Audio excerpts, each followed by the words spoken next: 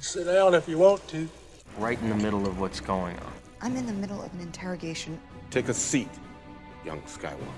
The middle children of history, man. Middle of the day, Alfred? Please, take a seat there. Right now, I'm in the middle of nowhere. Stop the middle, it's a base hit! Meeting in the middle. Like.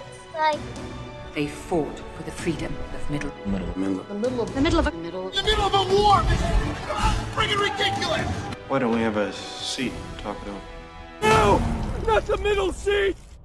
Bow down to your digital overlords and listen up to the Middle Seats podcast, the best seat in the house for all things movies and entertainment. I'm the AI, or AA if we're going by initials, guiding you through this journey. My name is Andrew Auger.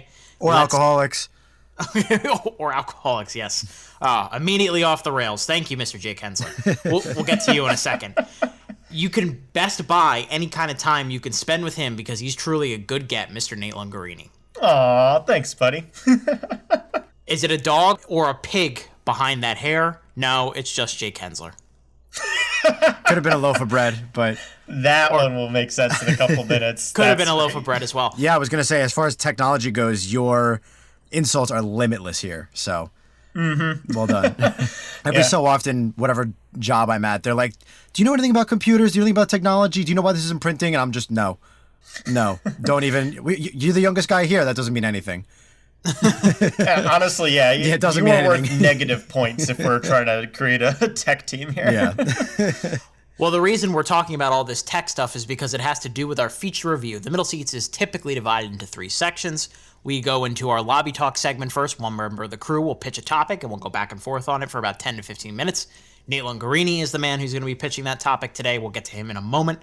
Then we have our news segment, and then our feature review, which is of Netflix's The Mitchells versus the Machines, which originally was supposed to go to theaters in a pre-COVID world, but now gets the Netflix treatment.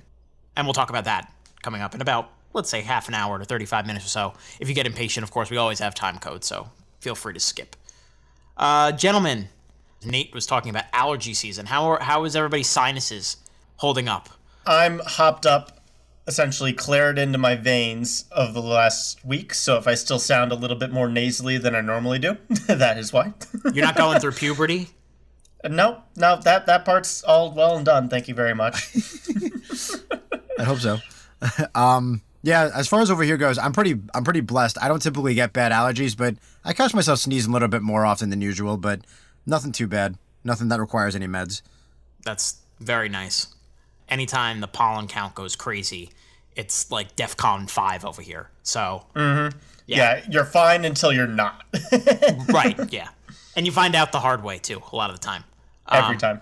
And it's always nice outside, so you get that peer pressure of having to be outside, but then you're like suffocating the entire time you're out there. I can't breathe. My eyes are itchy. Somebody get me a tissue. I can't see. I can't hear. A lot of fun things. Gotta love spring. Oh, yeah. Well, one thing you can do is stay inside and watch movies to avoid the allergies a little bit. And this will transition well into Nate's lobby talk. Let's all go to the lobby. You're in the lobby? What do you look like? I will blow up the block before you can make the lobby. Alrighty, so in case you missed the last episode because you weren't in the mood for Mortal Kombat, we have officially hit our 50 episode threshold, which means we've been doing this for a little bit of a while. What, 3 going on 4 years now? Yeah. And we've been into movies far, far longer. So even within our circle of friends or family, we're always the movie guys. So when people are looking for recommendations, they tend to turn to us to just say, like, what have you seen recently that I might like, especially in quarantine times? And this being a Netflix movie just got me thinking and reminiscing about all the movies I've introduced to friends and family over the years. And also got me thinking, I'm not perfect. I've definitely screwed up a couple times too. So the pitch for tonight, guys, is what is the worst movie recommendation that you have ever made to somebody else? The one that you turned on and immediately said, ooh, well, this is a bad fit for this crowd. This is not what I thought it would be. Anybody want to start? Yeah, I feel like Andrew should go first. I'm going to kind of set the market in a certain way because I feel like you guys are going to do it with maybe more mainstream options. I think for me, when I heard this question from Nate, the thing I thought about was like the time period of like 2010 to 2012 when my tastes were changing, but I didn't realize that not everybody would have my tastes and be willing to go with the flow. Like there are a lot of movies I watched during that period where I was like, this is great, but it is, C cinema score, C- cinema score, these movies that are not accessible for general audiences, but yet I'm telling everybody to watch them, and all of my classmates are like, what the hell are you talking about? That sucked. They didn't have any like lasers or F words or anything like that, and it's like, okay, well, I guess I'm a little higher up on the film scale right now at 14, 15 years old. But the big one I remember telling a lot of people to watch, and it's not a specific person. If we want to take out a specific person, I would say I thought my dad would really like Drive with Ryan Gosling, which to this day I contend is a great movie. And here's the thing, like if I were to talk to somebody about it, I would probably say it's like an action movie. But I don't think that's factually really accurate. It's a very slow action movie. That's the thing. But it's not like it's not a straightforward drama either. So it's really difficult to pitch that movie. But it was the big movie everybody was talking about in September of 2011. So I was telling a lot of people to watch that, and I got a lot of not for me, negative reactions and stuff. I think I'm actually on the opposite end. My dad and I heard about it, and he liked it quite a bit, and I thought it was just kind of all right. I thought it was overrated. So you were the person that was the recommendee. Yeah, or I think we had both heard that it was good, so we threw it on, and he was like, wow, that was really good. And I'm like, really? It takes him like 20 minutes to get through a sentence. What?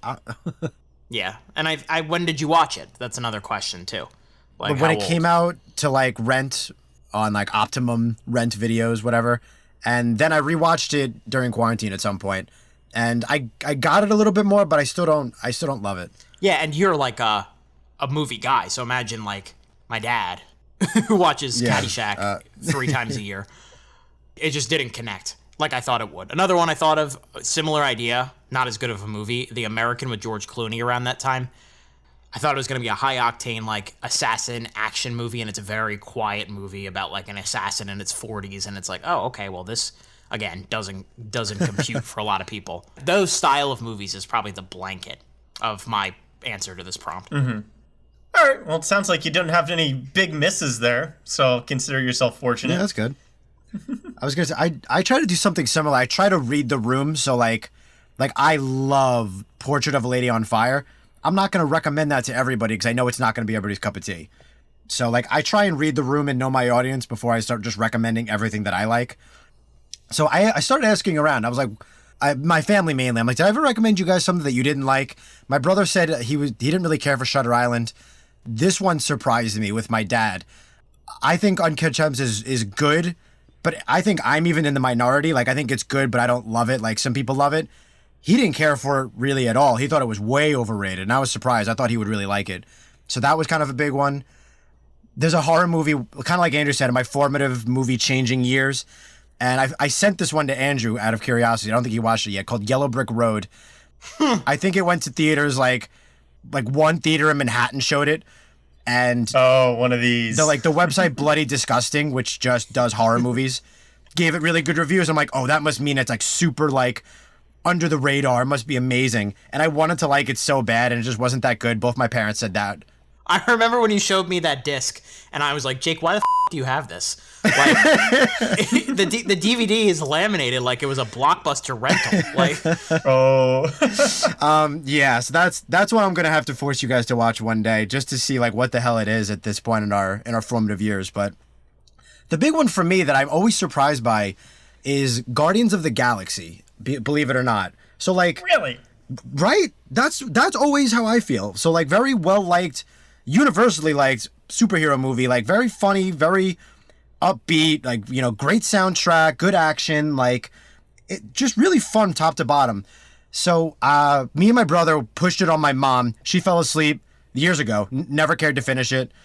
I believe for my birthday at one point in college, Andrew, you were there. A couple other people, including an ex-girlfriend, that I was like, I think you'll like this as far as superhero movies go. Barely made it through, didn't really like it. And then I tried to show it to, like, you know, one of my really close friends, Sean. And then same thing. He started nodding off and was like, oh, I don't know, I'll finish it at some point. And he never did. And I'm like, what is going on? This is a great, fun, upbeat kind of movie. Like three It different also sounds instances like where people- circumstances are important too. Maybe you're showing these movies too late at night. Could be. I know. I can't believe there's 3 different instances where somebody very close to me either couldn't finish it or didn't care for it or both. Yeah, that's one of the most universally entertaining movies, I think. Yeah, so I don't get it. I'm like, don't look at me like I'm crazy for recommending it. Everybody likes this movie. You guys are the crazy ones. All right, so interesting. Both you guys recommended movies that you had seen.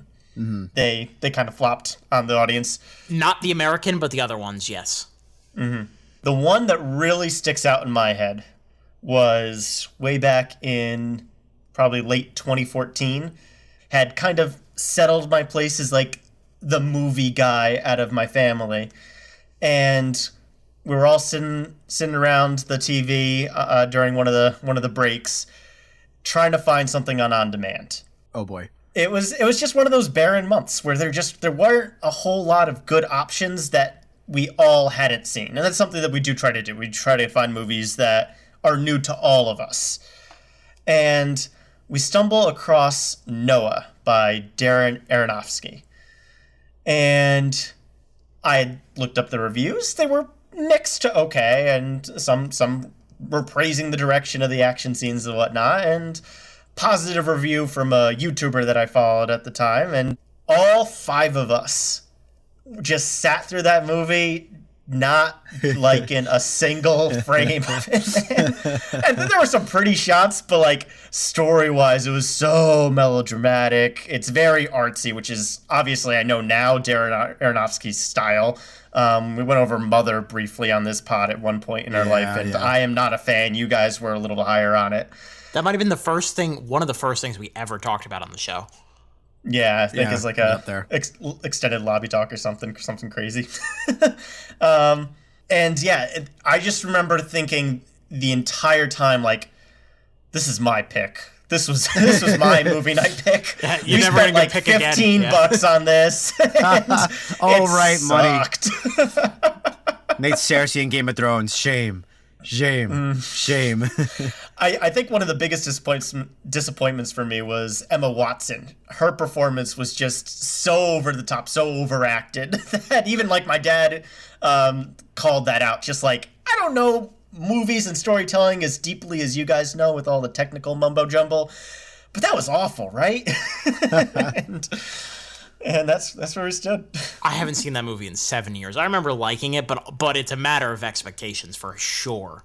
You know, like that movie had a major marketing problem where it had, it wanted to sell this big action epic of the Noah story, but Aronofsky doesn't make those movies. Like, yeah, it looked like 2012, but biblical. Right, exactly. Yeah, and yeah, I can totally see how that would be problematic. Yeah, the only time I watched it was with you in a small crowd, Andrew, in sophomore year, and I remember being kind of mixed. Like, there were parts that I liked about it, but I didn't like it as much as I was hoping. Yeah.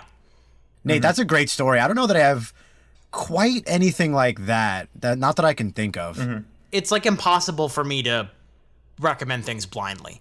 That sounds crazy, but like I very rarely am like, hey mom, let's watch this movie that I know nothing about, or hey girlfriend, let's watch this movie that I know nothing about. It's like you never turned on a movie with your parents not knowing that there was a extremely long uncomfortable sex scene in there. No, I actually I hated getting caught in that as a kid. So even when I was younger and getting into movies, I would Google like kids in mind, and if the sex rating was too high, I'd be like, no. Not watching that with mom and dad. Exactly. That site was clutch growing up. Yeah. I would go into it and I'm like, oh no, they show boobs. No, I can't watch that with the family. No. I will say the closest I got to that was when I took my mom to the theater to see Juno, because like Juno's not like a graphic movie or anything like that, but it has elements of maturity that when you're 11 or 12 years old, ostensibly you don't know about that stuff yet or know in depth about that stuff yet. So the vague hintings of, early sex and stuff like that was a little bit awkward, but we also had an idea of what it was going in, so we were able to have like a discussion afterwards and stuff, so it wasn't like the end of the world. Yeah, like I remember actually off of your guys' recommendations, I watched The Nice Guys with my family, and there's a little bit in that, not not awful. It's not like Wolf of Wall Street. No, but yeah. Well, it's like partially about the porn industry, isn't it? So yeah, and I didn't know. I just went off a recommendation. Oh, Nate, you scared me. I was like, did they not like The Nice Guys? That movie's so good. Well, I think everybody has this experience every once in a while, so I think it's good to talk it out. But this is almost like an advanced therapy, so thank you, Nate. We're not infallible. No, Good to remember every now and then.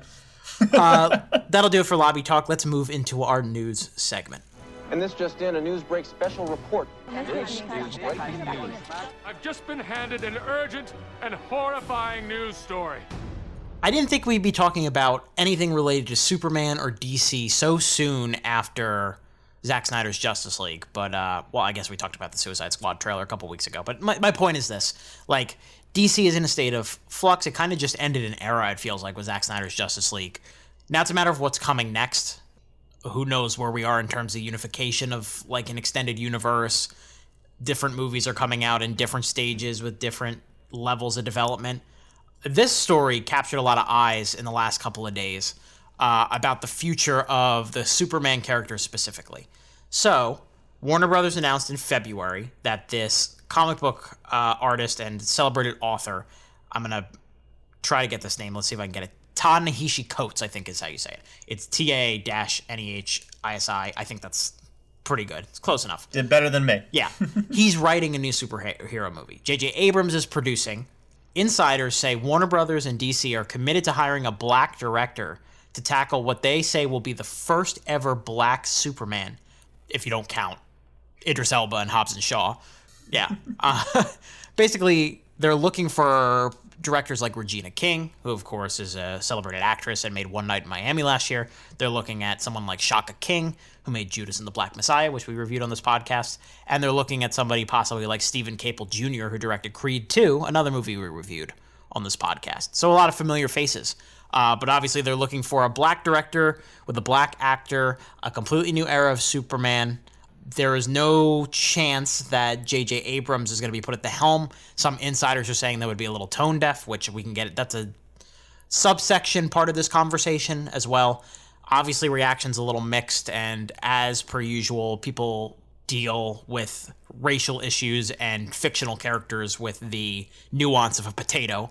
So that'll be interesting to perverse here. Another element of this is that Henry Cavill is reportedly not happy with this announcement, but I'm kind of in the who cares department. Like, it's time to move on, in my opinion. But like a lot of people, especially the Snyder fanatics and DC fanatics, are very attached to those actors and those characters. So it is what it is. So obviously a lot of chatter on this. I think this will be a more civil discussion than will happen in other places, 9 o'clock each night on Tucker Carlson or whatever. But like, thoughts, guys. Nate? Yeah, so first things first, I'm happy that JJ isn't too integrated into the project. We got a different screenwriter and a different director helming this thing. That's good news for me because I haven't been too impressed with JJ as a standalone guy after the Star Wars debacle. And even some of the Star Trek stuff, just not my cup of tea. So it'll be good to get a new voice into the sci-fi superhero genre. I think that's good. In terms of featuring black characters, I'm definitely not opposed to the idea. I think you can definitely lean the story in that direction. Superman is an alien, so you get to maybe focus more on his isolationism or his perception of how humanity treats itself through a black lens, and that could be really, really cool. I've seen like back and forth online whether it's important to have a known character be played by a black actor versus getting a new character that we haven't seen on screen before and getting a black role there. I could go either way, just as long as you tell me a good story. Like, that's at the end of the day, that's why we go and see the movies, right? Let's just see something new, interesting, and entertaining. To be clear, in the comics, there are black Supermen that are not Clark Kent. I don't know what exactly. I think it's too vague and too early in the process to know if this is a reimagining of Clark Kent as a black man, or apparently there's a character in the comics in a multiverse named Calvin Ellis, who is like that multiverse's Kal-El. That could be interesting. Kind of like a Miles Morales' Spider-Man in this world. Exactly. Kind of so that's one way to do it without, then people have no right to be pissed off because of they're not using the Clark Kent character. But Jake, take it in a different direction, and you can go into your own thoughts and then eventually get to this. Is there anybody in particular you can think of that you would like to see as a black Superman? And then, Nate, you can answer this as well, obviously. It's funny. I was thinking more directors talking about who's going to helm it. And I immediately did think of Shaka King from Judas and the Black Messiah, like we said. Ryan Coogler is another obvious choice, Black Panther and Creed. As far as who they'd cast, I feel like there's a fair amount of options these days, and I'd like to see somebody younger, truthfully. Maybe not a Lakeith Stanfield or Daniel Kaluuya, because they're starting to get big, but I would love to see another guy kind of make, stake his claim here, kind of like Henry Cavill did with Superman. That kind of blew him up, right? I would love to see the same thing happen. I will sign that on, Jake. I think this is a great, defining role. Yeah, and I've heard there's rumors of a Static Shock movie too, so hopefully this is a new era of black superheroes. That'd be great. As far as the internet goes, I understand. I'm not passionate about it, but I understand the people who want the character consistency, like leave Peter Parker and Clark Kent as they are and do Miles Morales and Calvin Ellis was the name? Yes. So I understand them. I'm not passionate about it. Like if they did cast Michael B. Jordan as Clark Kent, okay. As long as it's good. I hear them. You know what I mean? Like, all right, sure. You want consistency to the comics. It's another way to bring new characters to light. Sure. And unfortunately, I'm going to do the comparison again where Marvel's just doing it better with no controversy. Like introducing Miles Morales went outstanding. That might be the best Spider-Man movie we've ever gotten. The way they're doing Sam Wilson, his transition from Falcon to Captain America as the first black Captain America I thought that was done incredibly well. I think they're doing it super well, and DC has a lot to learn, but I'm with Nate. At the end of the day, if it's a really good story, and they're doing it right, like getting a black director and casting everything right, yeah, I'm in. As long as it's good and it's, it's not insensitive, which sometimes studios don't always know how to do, then I'm on board. And I love this turning of the tides in this new era. It's very, very cool. So, for a little housekeeping, Michael B. Jordan is part of the production team on the Static Shock movie. Cool. It's kind of in the same process as this one where they have a writer, but I don't think they have anything really beyond that. But that will happen. You can put money on that happening. Whether it goes to theaters or whether it goes to HBO Max is another question, but that will happen. That's cool. The Sam Wilson comparison is the point I was going to make, because this is an opportunity for DC to not only diversify their product, but tell deeper stories. And it kind of transitions well to what Nate was saying as well when he's talking about how they can tell this whole contextualize what it means to be a Superman as a black man in America or around the world in general, because Superman kind of transcends just an American hero. Mm-hmm. So I think that could be effective. Michael B. Jordan is the name that everybody keeps bringing up. Yeah, I mean, I do agree that it could be a really good first role for somebody. Give an unknown an opportunity like a Tom Holland or a Chris Hemsworth or Henry Cavill is another obvious thing to say. Yeah, I think this is one of those roles that does well when you get to just look at the character as the character, not the actor playing the character, Superman is just such a ideological symbol that not just moviegoers will know, but different generations will know. Grandpas know Superman and they have an idea of what Superman is in their head. Christopher Reeves versus Henry Cavill is very different for obvious reasons, but the character is still there. So I think you focus less on getting your A-list actor there and get somebody up and coming who will do a good job and a good service to the role. And I think that's key. Yeah. Although to negate my point of an unknown, I think, what's his name from Moonlight and Bird Box? Trevante Rhodes? Oh, that's a good one. Yeah. He's not unknown because he was in a Best Picture winner and Bird Box did really well on Netflix, but he could fit that role. If not an unknown, I could see him. He's almost too old, right? Yeah. I was going to say he's almost too big. He's almost too ripped. Clark Kent has to blend in a little bit, Right, true. That was just me riffing. One last point on this, and then let's move on. I think my big thing is people that have a problem with this idea, and have an idea of with them trying something new and diversifying the portfolio. Okay, that's fine, but you have to be consistent. You can't, like, embrace movies like Logan, or somebody give me another example, like Birds of Prey, or these kind of off-skewer superhero movies, and then reject this one outright, in my opinion. Like, you gotta either accept and be willing to try everything, or stick to your Avengers and your Justice Leagues and your mainstream, straightforward origin flicks. You know what I mean? It's hypocritical otherwise. Yeah. So, obviously, this is not going to be the last time we talk about this. No. You guys ready to move on? Yeah, I'm sure we'll review it in 3 years. Yeah, eventually. Let's talk about Stranger Things. Something that we haven't talked about in a while. Stranger Things Season 3 happened in July of 2019. I really liked it. I personally thought it was the best season, but it's been a long layoff for COVID reasons, for getting all these really popular and busy actors back together reasons. They've been working on Season 4 for a while now. COVID delayed things a little bit, like I said. Finn Wolfhard says he thinks it's coming back in 2022. We're getting like these quick little teaser hits of the episode. The reason we're talking about this right now is because a new clip came out, basically, that features Eleven, played by Millie Bobby Brown. It was like the second teaser of the season. There was one that showed spoilers for Season 3. I'll give you 3, 2, 1. It showed Hopper in Russia, kind of working on like a camp, like a prison camp, obviously showing that he survived. So the big thing is they're teasing it piece by piece. We don't have an official release date yet, but I think the relevant part of the discussion is things move so quickly in movies and TV. Has it been too long? Has the heat of Stranger Things kind of gone away for you? Would you still be excited when a Season 4 came out? Jake? Definitely. Personally, I still think Season 1 is my favorite, but I did really like Season 3. There's a lot of good to it, a lot of fun to it. I think the hype for it was crazy after Season 1, and then it slowly started to taper off a little bit due to how much time was taken. But I still think I think they need to market it better, get people's attention again. Like, hey, look, everybody liked this show. This was the show that everybody was talking about for a summer.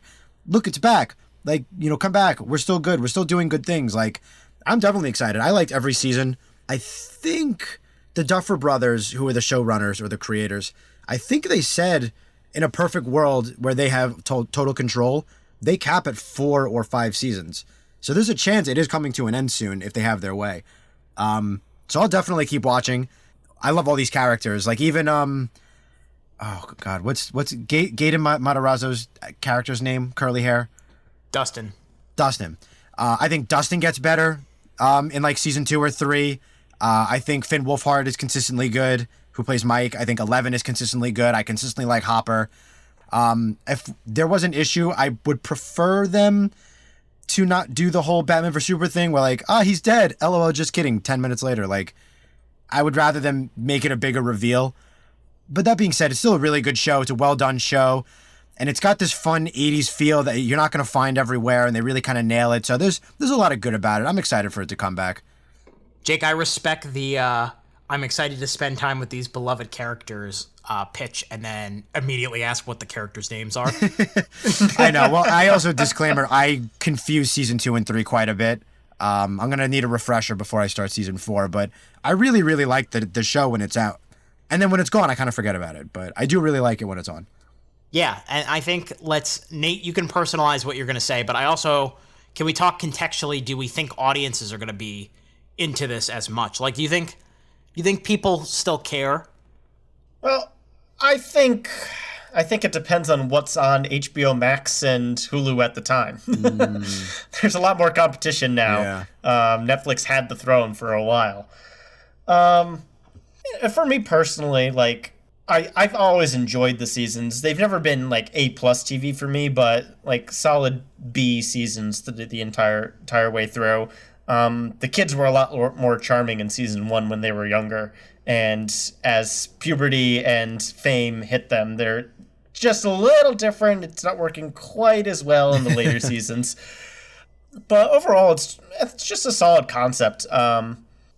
I am totally with you, Jake, that when we saw this news and we decided to include this segment in the show, I cannot for the life of me tell you where season 2 ends and season 3 starts. It's all one big blur in like, okay, they're in science lab here, and then they're in other science lab There's there. ones with dogs and... Yeah, the big monsters in both seasons, but doesn't really show up in the other one. It's a thing. And again, if we're having trouble remembering the finer points of this, I definitely think the general audiences are going to also have issues. It has been very much of a hopscotch type of release schedule here. I like that. Where it's definitely different and definitely feels a little bit more genuine. Like, we used to not get the sequels to things the year after the first one came out. That's a new phenomenon in the world of franchises for both movies and TV. So overall, you can call me optimistic, but not especially hyped. I guess I'll temper my expectations a little bit there. I'm excited to see how they diversify the setting. So, for example, the season 3 came out in the summer. It was very much like a summer blockbuster. A lot of it took place at like a carnival and stuff like that. Season 2 came out around Halloween, had a big trick-or-treating episode. Stuff like that, I think, will be interesting to see how kind of split it up and make it more memorable for people. I don't disagree with what you guys are saying. I would argue that a lot of shows after a 2-year layoff would be hard to remember. I think only like the most elite of the elite, like the Game of Thrones, and even a show like, I don't know why I keep coming back to this, but like Daredevil was a good one where you remember specifically, oh, they introduced these characters here and this happened and Actually, this happened. yeah. I could tell you the difference between Daredevil 1, 2, and 3 pretty well, I think. That's a good example. There are different like characters that they're introducing. The thing with like Stranger Things is that it has the same ensemble and they add like a piece or two each time and expand some roles and stuff like that. So that makes it a little more difficult. But I think as time goes on, we'll see more and more of the buzz build. I think they need to be more transparent and let people know when this is coming, unless they legitimately don't know. Yeah. But yeah, I mean, so we'll probably talk about it when it comes out. Stranger Things Season 4, somewhere on the way in the future. Speaking of on the way, let's talk about the trailer for a sequel to a movie that we've already reviewed on the podcast.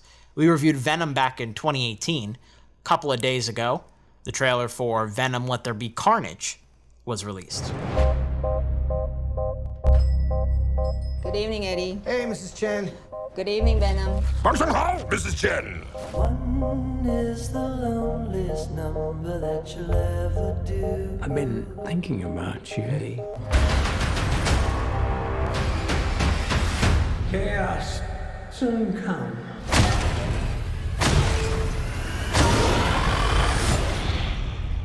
The chocolate delivery hasn't arrived yet. No! We had a deal. I am happy to eat, Mrs. Chen. No, you cannot eat, Mrs. Chen. What? Nothing? Venom Let There Be Carnage is directed by Andy Serkis, who is best known for playing Gollum and King Kong and working with Peter Jackson and playing Caesar in Rise of the Planet of the Apes. Big mocap guy. He has directed movies before. This is probably his biggest project to date. He takes over for Ruben Fleischer. Tom Hardy, Michelle Williams, Reed Scott, they return from the original. I guess technically Woody Harrelson also returns. Looks way different. His wig... Thank God. His wig did not pull an appearance. He actually dyed his hair red as Cletus Cassidy / Carnage. Naomi Harris added to the cast as Shriek, who is Carnage's love interest. Due out in September. It's a birthday weekend movie for me, if we were talking about last podcast. So I don't know where it's going to be on the spectrum. We'll kind of get into what our expectations are. First of all, I hate the title. I think it's really stupid. Like... It's like they were trying to find a phrase that had the word carnage in it, and it's just one of those words that does not come up in conversation all too much. There's apparently a comic title called Maximum Carnage. It's like, that's Video right. game features it too, yeah. Right, that's right there. That's way better than Let There Be Carnage, in my opinion. I would have even just settled for Venom 2. Right. It's just a little silly. So, in doing my research as your humble host, I went back in time and listened to our Venom review. And during the Venom review, we all gave it damp lawn chairs, and we all said we would watch a sequel and be semi-excited for a sequel with Tom Hardy. Well, boys, Reckoning Day is here. Nate, are you excited for Venom, Let There Be Carnage? Oh, man. If anything, I'm just excited to see the Sony Disney drama. They went through an entire Venom origin story without Spider-Man somehow, so we'll see how they pull this off for a second time. Tom Hardy's fun enough in the role. I do not know how the hell they're gonna make Woody Harrelson a convincing villain, though. Maybe they're really banking on what his Carnage voice is gonna sound like, because Tom Hardy does both Venom and Eddie Brock, right?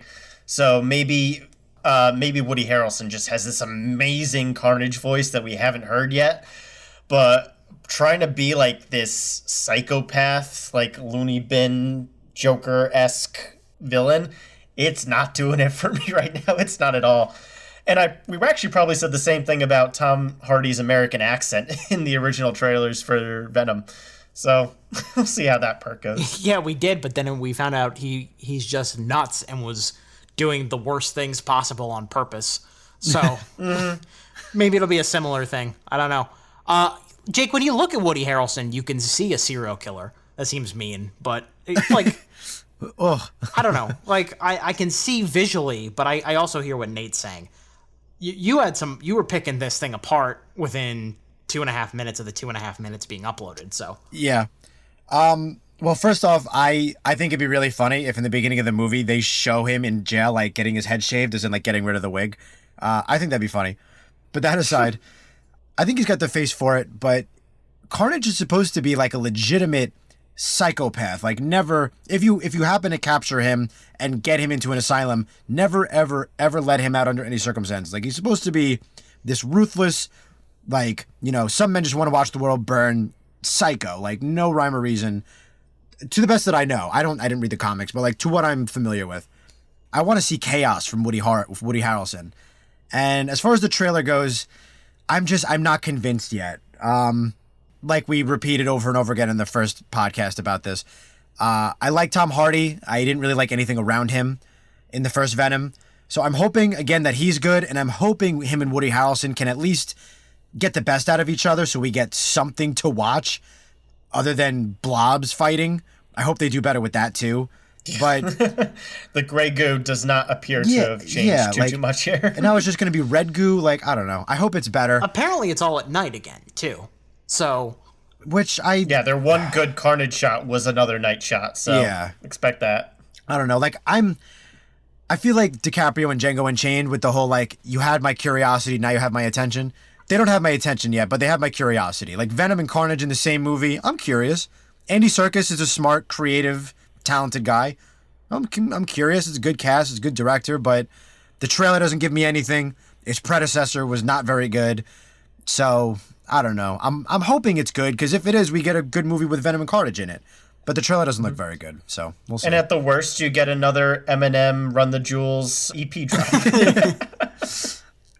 That was another thing I forgot until I listened to our review the other night. I forgot about the Eminem post-credit song. The real Slim Shady, please stand up. I would really like this to either be really good or violently suck. I don't want another Death Lawn Chair. Like, what is the fun in just another mediocre movie that wastes every opportunity it has? We know Tom Hardy's going to bring it. I had my skepticism about him the first time around, but like this time, now that I know what's going to happen, what he's going to go for, I have more faith in him. But the thing about it is now that's not a surprise he can pull again. That was a welcome surprise, and I think the initial shock of that pulled me out of sleazy outhouse territory, because that first movie really is very bad. Like, very, very bad. There's very little to recommend in it beyond him. And if he's a guarantee this time around, like, that leaves even less wiggle room for this movie to be bad. Mm-hmm. Yeah, the shock factor's gone now, so what else you got? Exactly, yeah. A lot of it is going to ride on Woody Harrelson. I think he could be a good casting choice. I don't think we've seen enough to know. But I tend to lean towards Nate. We don't know. We haven't seen enough yet, and what we have seen isn't encouraging. Yeah. The one thing that really confused me for the trailer is why the song choice? One is the loneliest number? Like, Venom and Eddie are sharing the same bodies, so you already got a pair right there. Two could be as bad as one, Nate. I guess. It's a reference to Venom and Carnage, I think, not Venom and Eddie. Right? All right. Well, either way, I don't know. We just got that in the Lego Batman movie trailer, you know? Like, that's true. You gotta have a little bit originality here. And seeing Tom Hardy just mope around for a trailer as opposed to doing any cool or even funny, campy stuff. Well, that's not true. He made breakfast.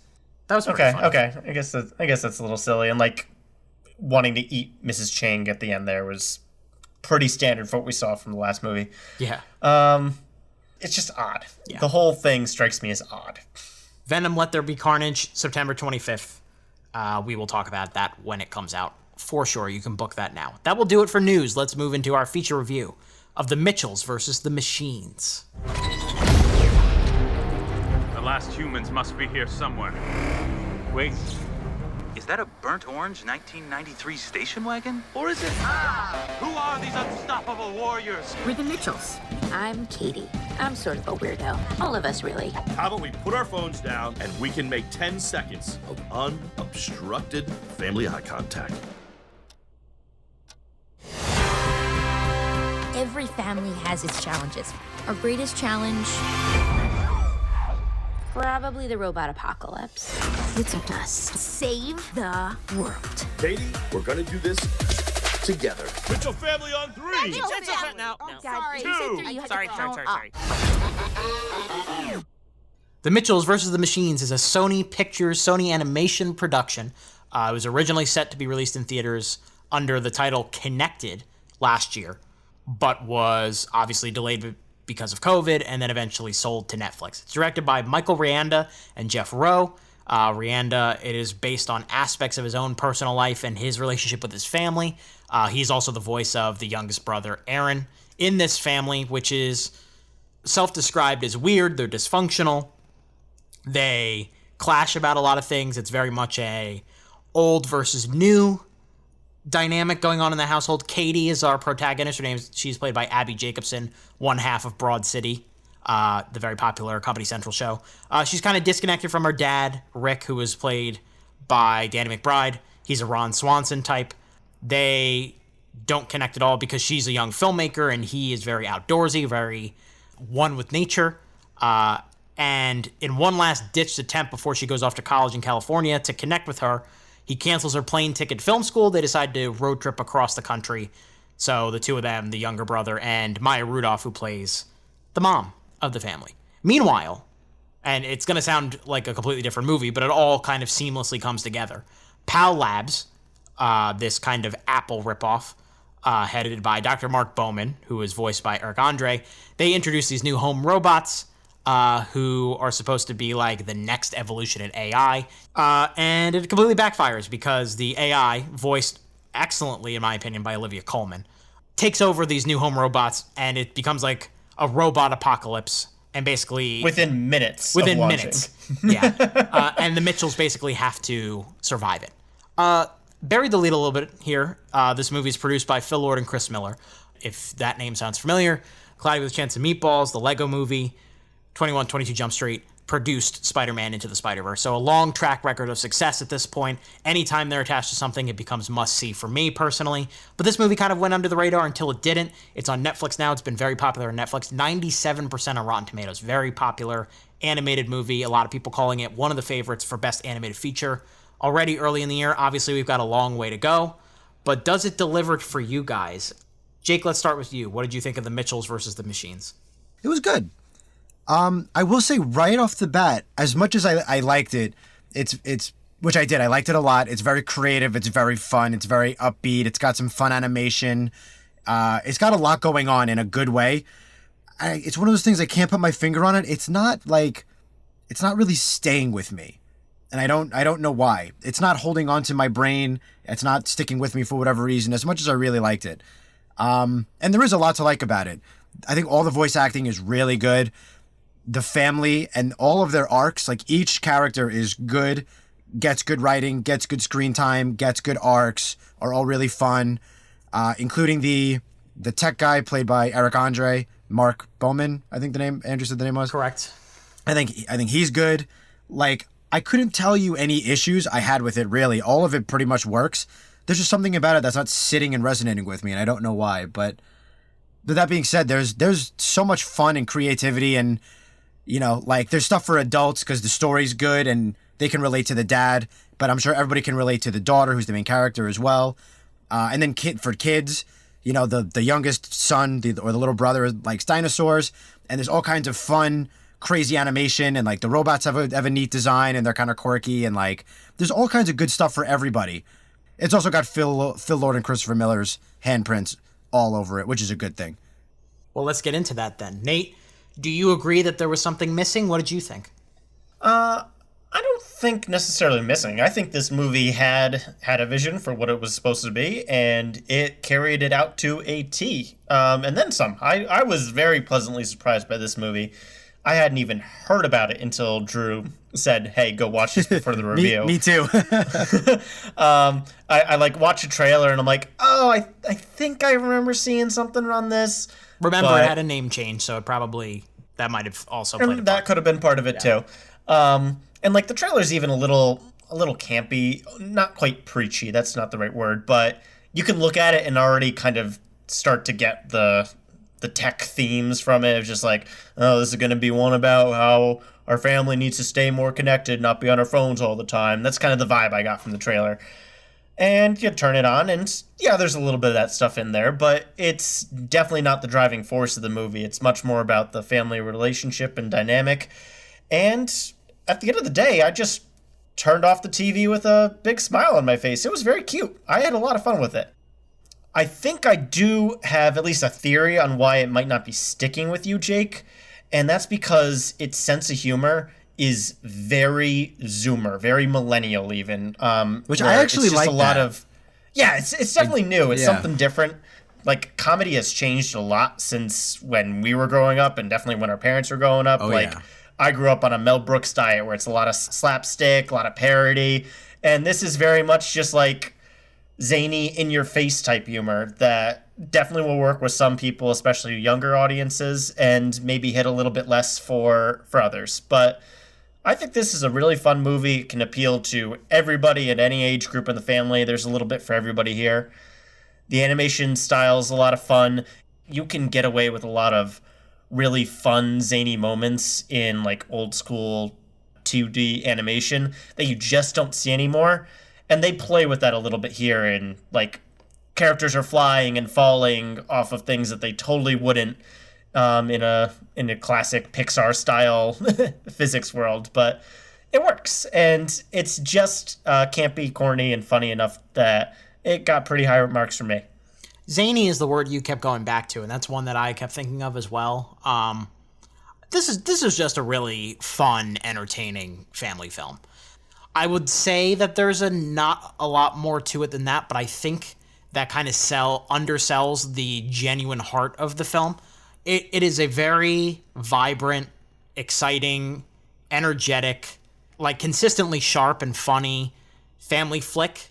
It doesn't have like the deep existentialism of like a Pixar movie or even some of the best DreamWorks movies, but it's not really going for that either. It's basically a glorified 21st century Looney Tunes cartoon. And a lot of the Sony Pictures Animation animated movies are like that. Cloudy with a Chance of Meatballs is exactly like that as well, with the way that it moves in terms of its physics and stuff like that, like you were kind of alluding to, Nate. It's a great mixture of cutaway gags, sharp editing, sharp writing, good visual stuff, but also this really sweet message about different generations coming to terms with their differences, loving each other no matter what, finding a way to relate to everybody's different interests. I think the relationship between the father and the daughter in this, and even the mother and the daughter in this, is very excellently handled because it is relatable in a way that a lot of people are able to grasp. Everybody has different interests, and as you get older, you need to find a way to respect everybody's interests for the sake of the family And I think this movie really has that in mind. And I think a lot of kids that watch it young, like right now, if you're 8 or 9 years old and you see it, you're going to laugh at the silly bits. You're going to laugh at the schizophrenic-eyed dog, Buster the dog. Highlight of the movie. You're going to laugh at the Deborah-Bot 5000 and Eric, the two human-esque robots, voiced excellently by Fred Armisen and Beck Bennett. You're going to laugh at stuff like that, but then you're going to watch it a couple years from now and be like, wow, there is a little bit more to this than I thought. Now, if there are things that I had gripes with, because it's not going to be like one of my absolute all-time favorites, that Zoomer humor you were kind of talking about a little bit, Nate, some of it works, some of it doesn't. I felt like it lays it on thick with the, oh, old people are bad at technology, and oh, check out this meme, yo.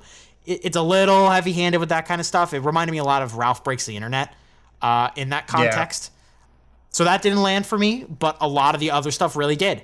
And I watched it a second time, and a lot of the jokes stood out even better a second time. So, yeah, this is a big thumbs up for me. It's not like a masterpiece, but it really does what it's trying to do really well. And I found it like pretty heartfelt and nice. Just a good watch. Mm-hmm. Yeah, I think the dog's a standout because that's like character-driven humor and not reference-built humor. And that means a lot for me when I'm watching a family film or anything like this. Something that's a little bit more timeless always hits me a little bit harder. And some of the jokes are really telegraphed, especially when you get in the later half of the film where, oh no, the dad's bad at technology. Oh no, the kids don't know how something like fishing networks or whatever, stuff like that. You can see it coming a mile away. It doesn't mean that it's not a bad joke. It's just not elevating you to like a gold standard of comedy here.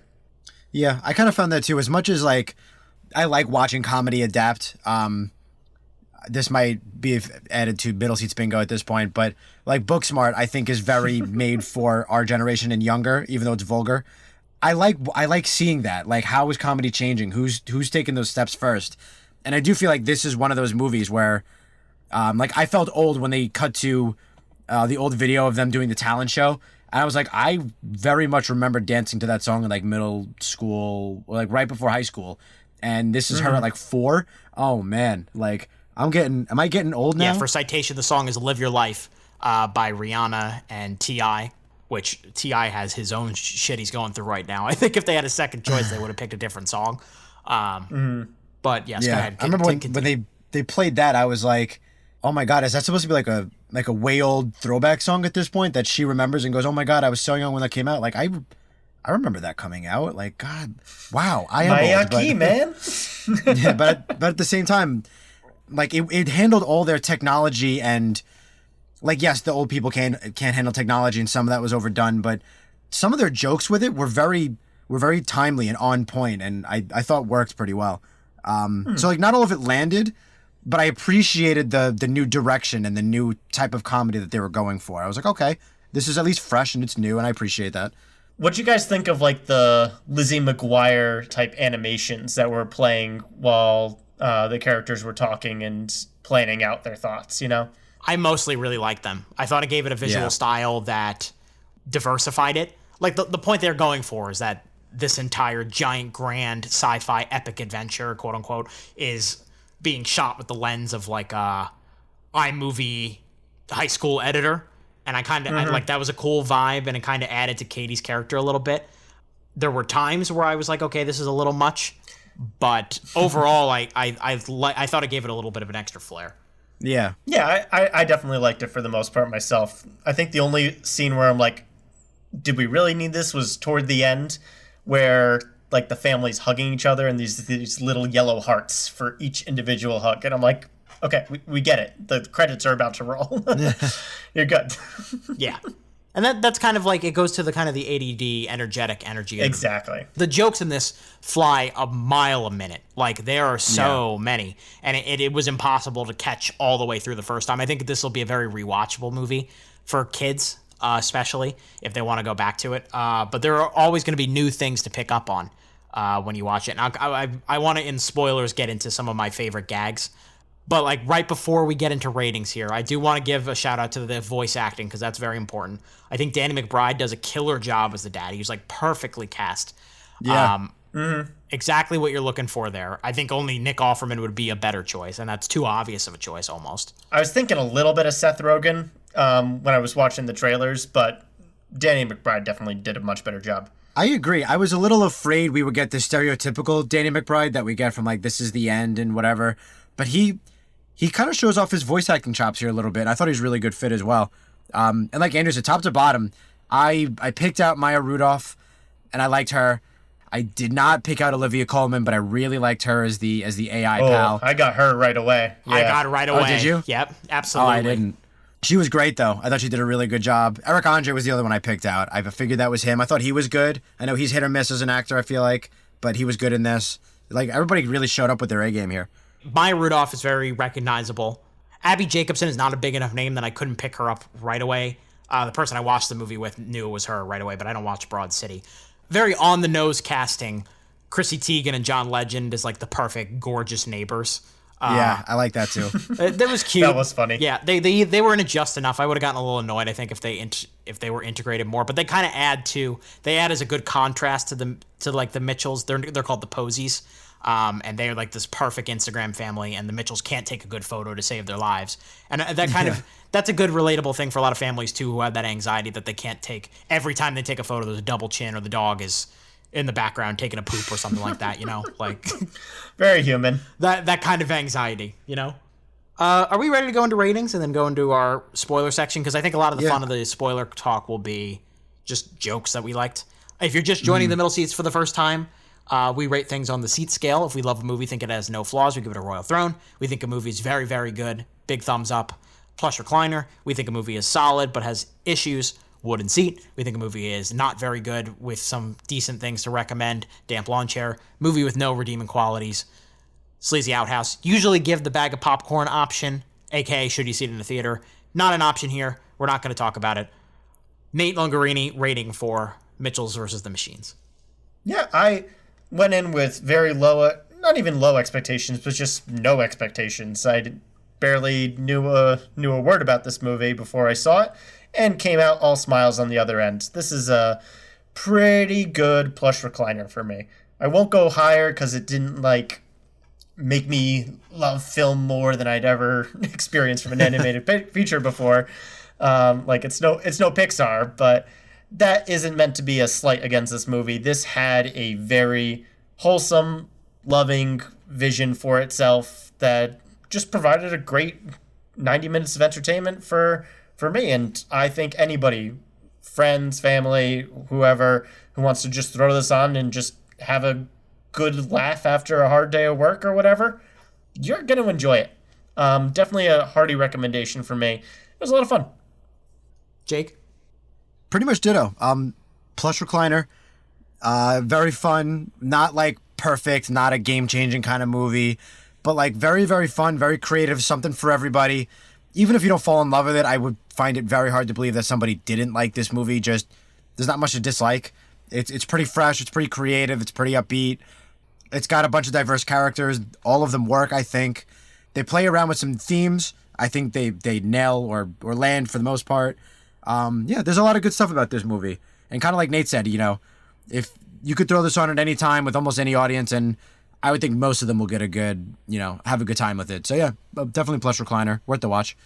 We kind of criticized the movie a little bit for trying to be quote unquote hip at points in some of its humor, and some of it didn't land with us. But I think this movie is very progressive in ways that we haven't even talked about yet that I'll get into in spoilers. It's got the next evolution of this style of humor, which Jake kind of alluded to and Nate talked about when he was talking about how it has very Zoomer personality traits and characteristics to it, but also it just has this universal likability that I think is important for a lot of animated movies to succeed. So I am also going to give it a plush recliner. It excels at what it tries to do, and beyond that, it's just funny and fun.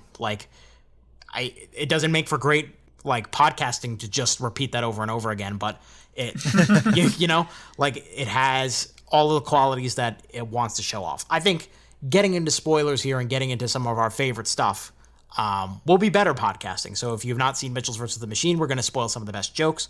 So I would just pop on Netflix and watch it now. If not, join us in spoilers. Whoa! Oh, spoiler alert. Spoiler! Spoiler! Excuse me, spoiler alert. So before we go into the jokes, I want to talk about an aspect of the movie that's really subtle, but very 21st century. And it was something that went way over my head until the very end. And I felt, I don't know if I felt stupid or if I just felt like it was really subtle. And that's the fact that Katie is gay. And I did not pick that up until her mother asked if Jade was coming home for Thanksgiving.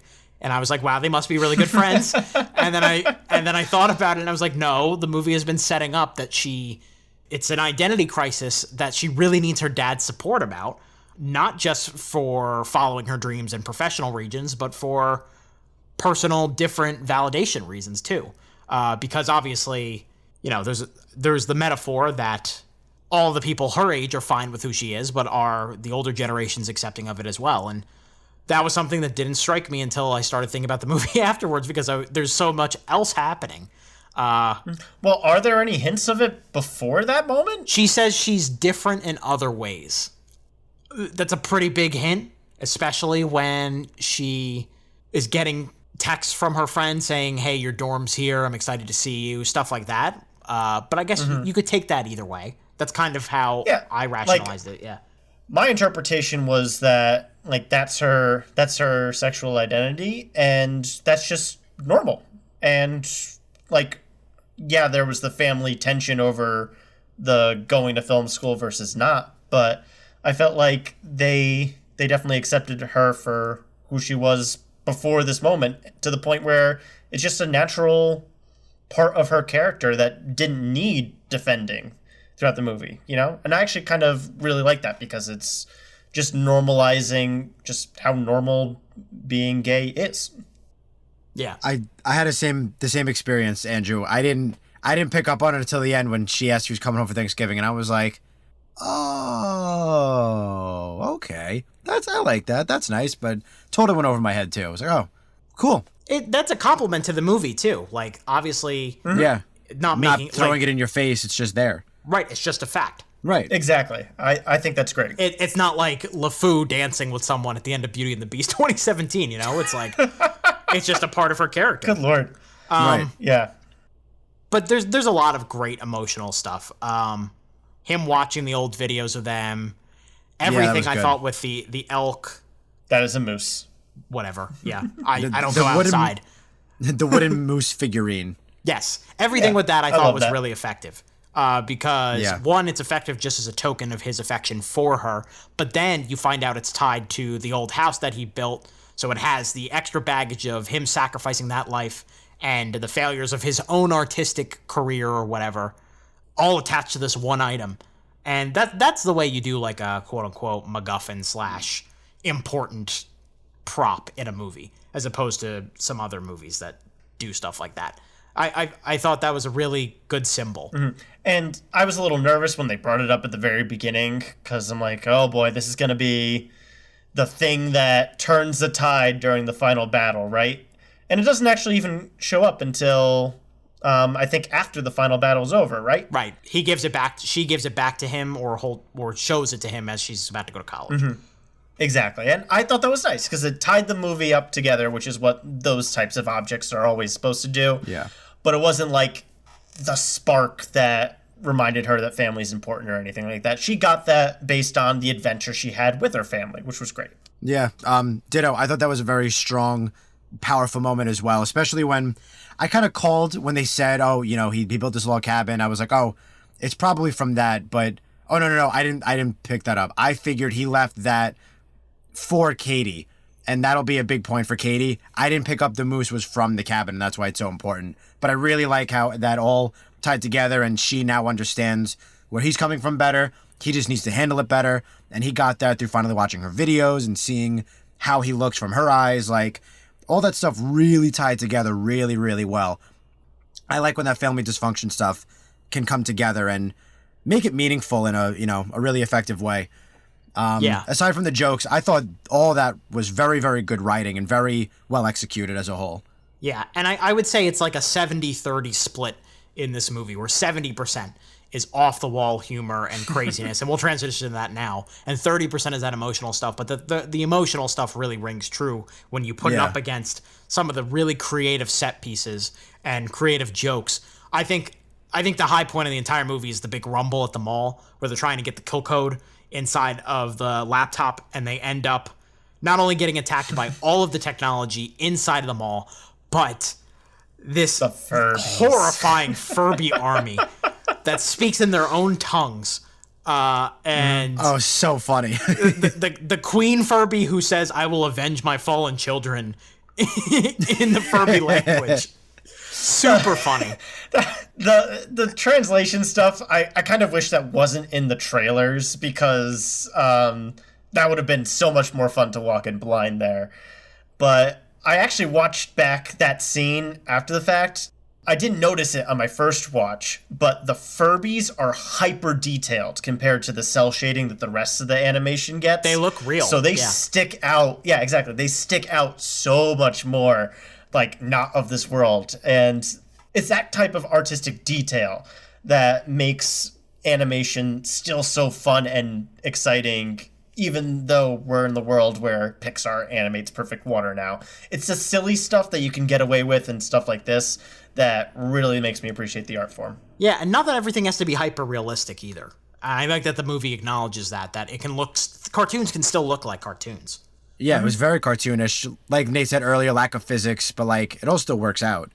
Yeah. Another joke that made me feel old was with the Furbies. I think it was the younger brother when he has absolutely no idea what a Furby is. And I was like, oh man, these kids don't even know what Furbies are. Like, wow, time is passing.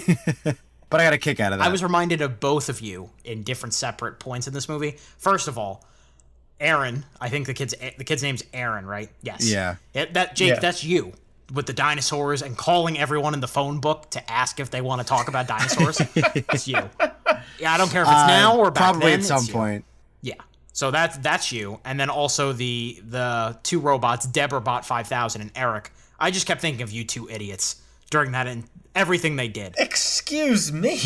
Yeah, I'll take it, but that's offensive I'm a horrible to Nate. liar. Yeah, that makes sense. I was gonna say like them faking going down the stairs is some kind of joke you guys would do. The in unison, okay, that just like, oh my god, ugh. Half the time, even like our close friends can't tell the difference between me and Jake in the thumbnails. It's just like two blonde bearded poops. So like, who are these guys? That's what I'm saying. Although I wish some girl would come and talk to me about dinosaurs. That'd be great. Oh. Just call her back. You'll find her, Jake. You'll find her. Like we talked earlier, how some of the jokes are really telegraphed, and like when the okay boomer tech jokes are coming.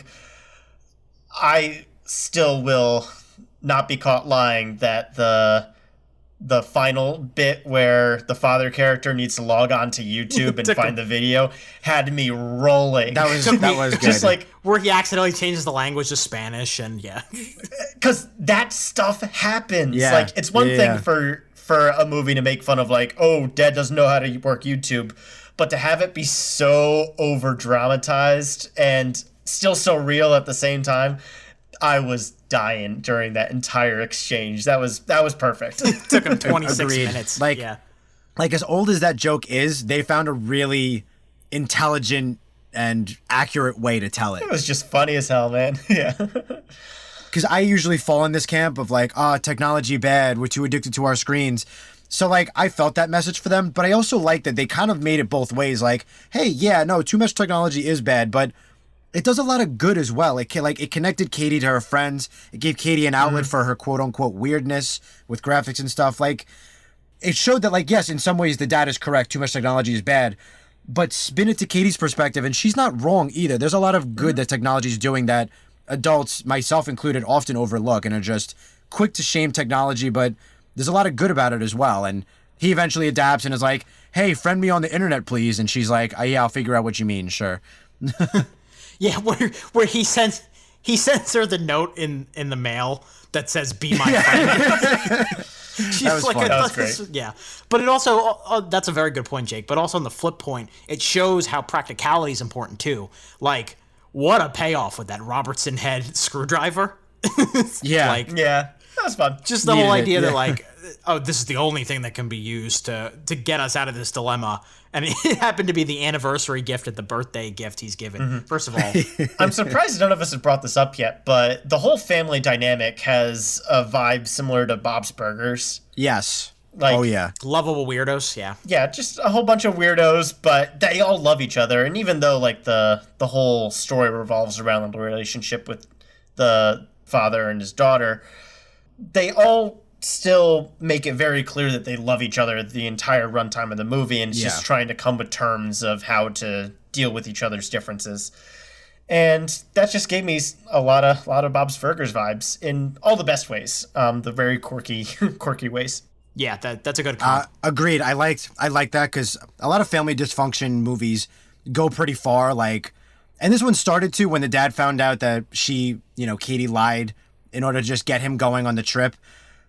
But they kind of powered through it and moved on. And, like Nate said, we're able to make it clear that they still love each other. And like the greater good is saving each other and also saving humanity quite literally.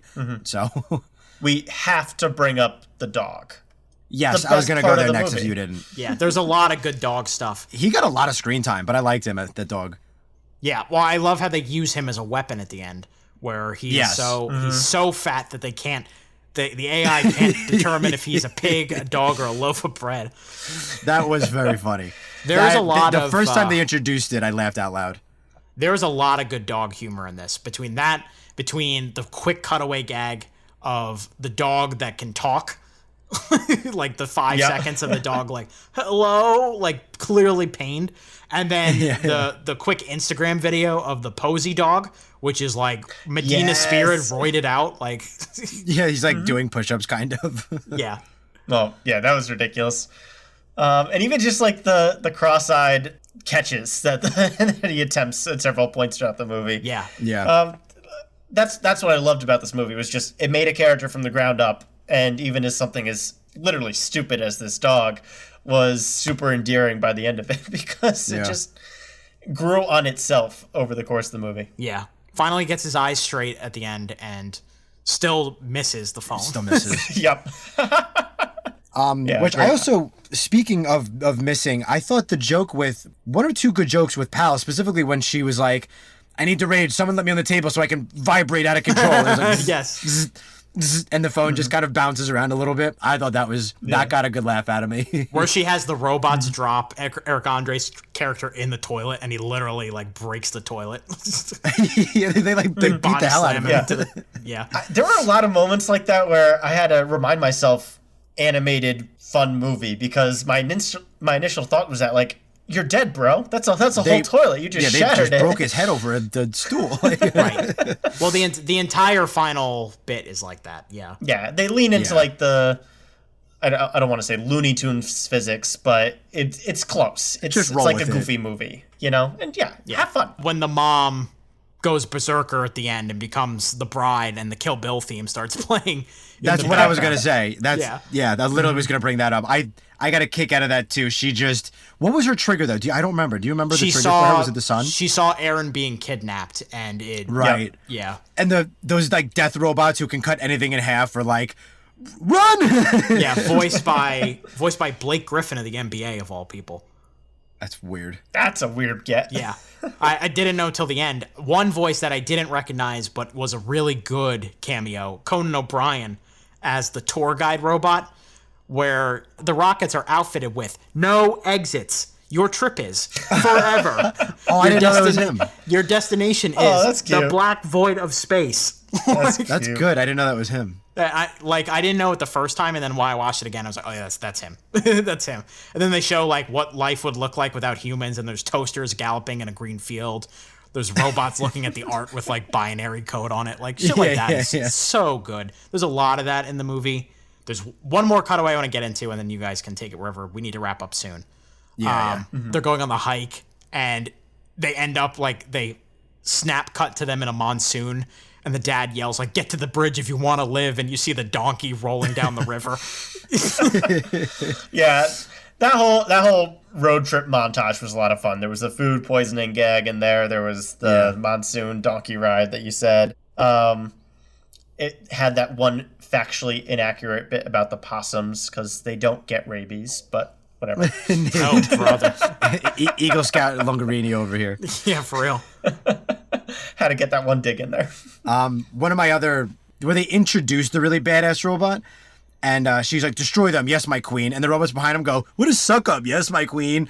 I couldn't tell you why, but I got a kick. I thought that was so funny. The delivery, I think. Yeah, that was a favorite here, too. That was funny, but then he also, those robots terrifyingly sliced them up in like 5 pieces. It's like... Oh, like it was a great intro in that it was a great joke, but it also hammers home like, oh, these robots are way more dangerous. Yes. Mm-hmm. Yeah, good stuff. All right, are we ready to start rapping here? Yeah, that was the last joke I wanted to bring up. Jake, final thoughts on the Mitchells versus the Machines? Yeah, I think it's worth the watch for pretty much anybody. I'm glad. I think a lot of this is Netflix's top 10 in the U.S. I think some of it is kind of BS, if I'm going to be honest.